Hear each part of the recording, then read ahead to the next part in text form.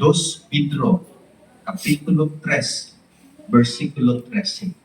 Kung inyo nang nakita, mao ni ang giingon, apan dunay bag-ong mga langit o bag-ong yuta ang atong gipaabot sumala sa iyang sangad o mulungtad niini ang pagkamataro.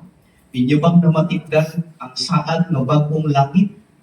Kung may ipasabot niini bag-ong langit, literal ba ni nga bag-ong langit na makita nato sa ibabaw? Ang tubag dili. Nagpatumong ni o nagpasabot din sa gobyerno ni Jehova nga Diyos o ang iyang gingharian nga makita nato dito sa langit. O kana ka gingharian o kana ka gobyerno, nagpili si Jehova nga mao'y mudumala nato, mao'y mutabang nato sa pagkultibar sa nindot nga kahimtang unya sa yuta. Walay lain, mao si Ginoong Hesukristo. Ug mao ni ang mupuli unya sa gobyerno sa mga tao karon. Mahimong usa na lang ang gobyerno nato, mga higala ug mga kaigsuonan. Di na ta magdahom unya og mga ayuda sa pensyon sa senior. Di na ta unya magdahom og mga ayuda kung mabahaan ta. Kay si Jehova o si Jesus mao lagi utabang nato mismo. Dili niya tugutan nga mag-antos na ta sa umaabot. O namatikdan ba ninyo kung unsay pasabot sa bag-ong yuta? Nagtumong ni dili sa bag-ong planeta, kundi sa mga tao unya nga mabuhi dinhi sa paraiso. Ang nakanindot kay unlimited unya ang atong kinabuhi. Kinabuhi walay katapusan. Kung palipunon nimo ilabi na sa among mga higala nga mga bisita nga kauban namo, kung imong palipunon ang imong pagtuo sa saad ni Jehova nga ipasiguli unya ang nindot nga kahimtang sa yuta o sa mga tao unsay imong madahom. Madahom nimo unya ang tinuod nga paglakon sa maabot. Tinuod na, dili na scam, dili na baka kay si Jehova ang nagsaad ana.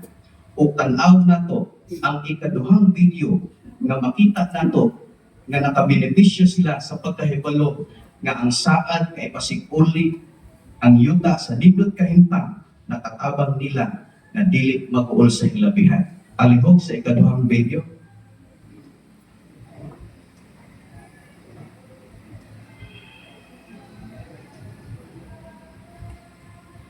Naibaw ta nga nagtinapuhin na ta sa katapos sa mga adlaw.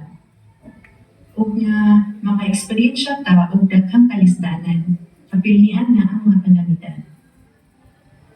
Maong kinahanglan kita magmagsugod.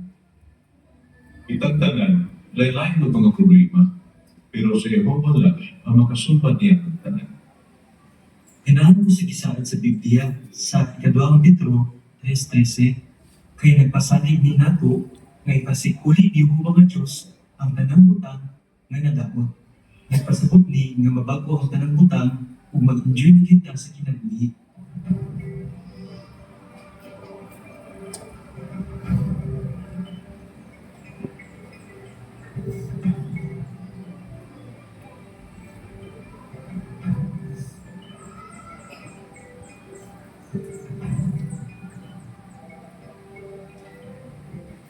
Nakatabang yun ako ang saan nga ibuong paraiso kita. Nakahupay ko na ko ang 1:5 by 28. Kaya kini nga teksto nag-ingon nga ang tanan na naa sa dumanang mga lungan pagabanaw. Naginaw-ginaw ko nga makita na ko pag-usap ang akong minahan nga asawa o ang ubang binataw.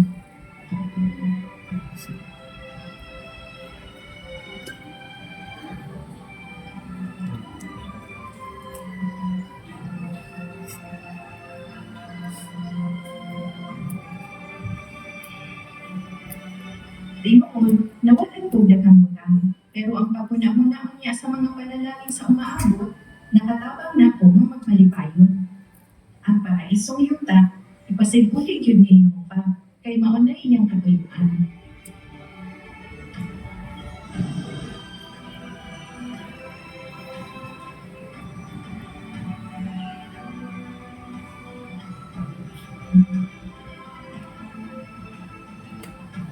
So, kinahanglan ang malakutay.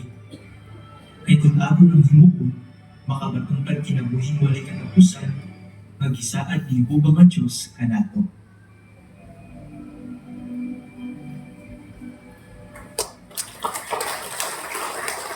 Salamat sa ikaduhang video. Ang pakutanan, unsay imong himuon aron maapil ka niadtong makabaton o kinabuhing walay katapusan sa paraiso. Ang unang tika nga imong himuon, mga higala, nga mga bisita nga kauban namo, mao kanang na-record sa Juan 17:3. Aron mabuhi ta sa walay katapusan, kinahanglan nato unang ilhon si Jehova, ang matuod nga Dios. Ug ikaduha, kinahanglan natong ilhon si Jesus, ang iyang bugtong anak, diin nagpaposible nga mahimong mabalik unya ang nindot nga kahimtang sa yuta ug nindot nga kahimtang sa panglawas sa mga tao. Busa kung nagsugod na ka sa pagtuon sa pulong sa Dios, kini mao ang Biblia, amo kang gidasig padayon na o pagkaton.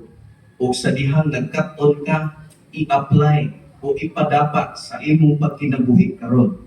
Kay kung imo nang himuon, sigurado yun nga masuod nimo ang atong maglalala si Jehova na Dios.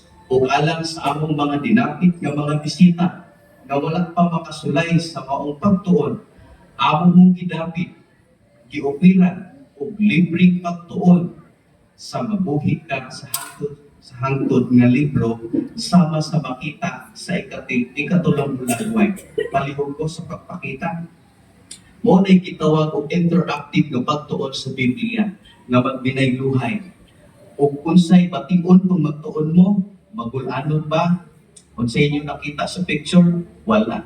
Smiley kaayo. Ingon ana ang madahong mga higala ug mga igsuon kung sulayan ninyo ang pagtuon nga i-offer sa mga saksi ni Jehova nga Dios. Salamat kay ayo sa hulagway. Kay kung magtuon ta mga higala ug mga igsuon, mao ni ang atong madahong. Mahibaluan nato unya kung sa unsang paagi na posible ang kinabuhing walay katapusan tungod sa paghatag ni Jesus sa iyang kinabuhi alang kanato. Og sumalak sa Juan 15:13-14, ikinahanglan natong sundon ang mga sugo ni Jesus. Ug apil sa sugo ni Jesus nga himuon nato mao ang iyang paghandog sa kamatayon niya. Kanus ana himuon na kada tuig. Ug niining tuiga himuon kung nakita ninyo sa inyong invitation, himuon karong umaabot nga April 2 adlaw Huwebes alas 6 ngadto sa alas 7 nga oras. Asa himuon dinhi gihapon sa balay ni Jehova kini kingdom hall. O unsay atong madahon kung mutambong ta ana atong makatunan dito sa maong okasyon kung sa unsang paagi mabukos natong maangkon unya ang tanang paglaom nga gisaad ni Jehova nga Dios nga maayong kahimtang sa yuta o maayong kahimtang sa panglawas, di na masakit o di na mamatay. Busa hinaot karon pa lang padayon na natong himuon, determinado ta nga magpasakop kanunay kang Jehova nga Dios. Kay kung ato nang himuon, sigurado yun nga makabaton ta og tinuod nga maayong kahimtang sa yuta o tinuod nga kahimtang sa pisikal nga atong lawas. Maayong buntag kanang tanan.